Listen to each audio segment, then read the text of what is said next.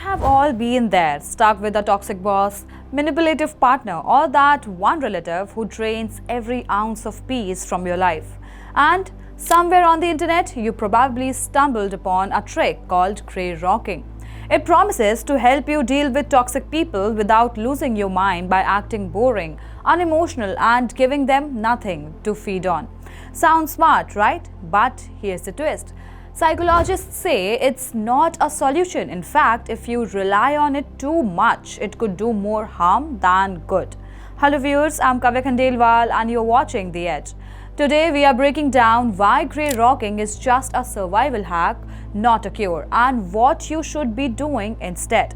Let's start with what grey rocking actually is. Imagine someone in your life who thrives on drama. They poke, they provoke, they twist your words, all to get a reaction. Grey rocking flips that script. Instead of reacting, you become dull and neutral, like a literal grey rock. No emotion, no excitement, no fuel for their fire. The idea is simple. Toxic people feed on reactions. If you stop reacting, they get bored and move on. It's why grey rocking has become go-to advice all over Instagram and relationship blogs. People swear by it to survive narcissistic bosses, manipulative exes, and gaslighting family members. And yes, it can work, but only in the short term. Here's the part no one tells you. Grey rocking isn't solving the real problem. It's like putting a fire blanket on a burning house.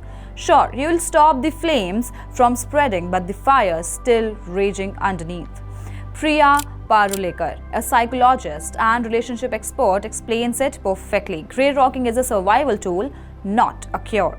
It helps you buy time, create distance, and reduce escalation, but it doesn't change the toxic dynamic. The truth is, the toxic pattern doesn't disappear, it just goes underground, and sometimes it even backfires. Here's why overusing grey rocking can become dangerous. Number 1, it can provoke the toxic person even more. Some manipulative people hate losing control. When their usual tactics stop working, they double down. They push harder, they manipulate deeper, they get angrier. So, instead of diffusing the situation, you might accidentally escalate it. Number 2, it slowly erodes your identity. Think about it. The whole technique is about suppressing your personality. You stop expressing joy, anger, sadness, everything. Over time, you are not just acting like a rock around them, you start feeling like one. You shrink yourself just to stay safe. Then comes number 3. It keeps you stuck in avoidance. Grey rocking is basically emotional ghosting while still being present. You are avoiding conflict, but the problem never gets addressed. And because you never talk about it, nothing changes. The toxic cycle just keeps looping. Then comes number 4. It can become a habit. The scariest part? You might start using grey rocking even when it's not needed.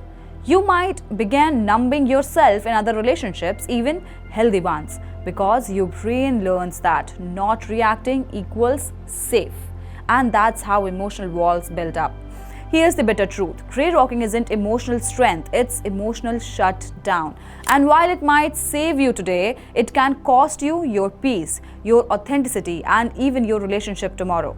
So, what's the real solution? Psychologists say it's not about hiding, it's about communicating and setting boundaries. It's about saying this behavior is not okay and leaving it if it doesn't change. It's about choosing clarity over avoidance even when it's uncomfortable. Yes, it's harder. Yes, it's scarier. But it's the only way you break free from the toxic cycle for good. Vivek Vashisht, a meditation guide, puts it perfectly. What's missing is the space to sustain the tension, to sit with the discomfort and face yourself instead of rushing to escape it. Because when we don't do that, grey rocking becomes a band-aid for a deeper wound, and band-aids don't heal infections. So, should you use grey rocking? Absolutely, but strategically. Use it as a temporary shield when cutting contact isn't possible, like with a colleague, a boss, or a co-parent. But don't build your life around it. The ultimate goal isn't to survive toxic people, it's to remove them or set boundaries so firm that they can't cross them again. Because You are not a rock, you are a person, and you deserve relationships that don't require you to disappear just to feel safe. Tell me in the comments, have you ever tried grey rocking? Did it work for you or backfire? And don't forget to like, share, subscribe, and follow The Edge.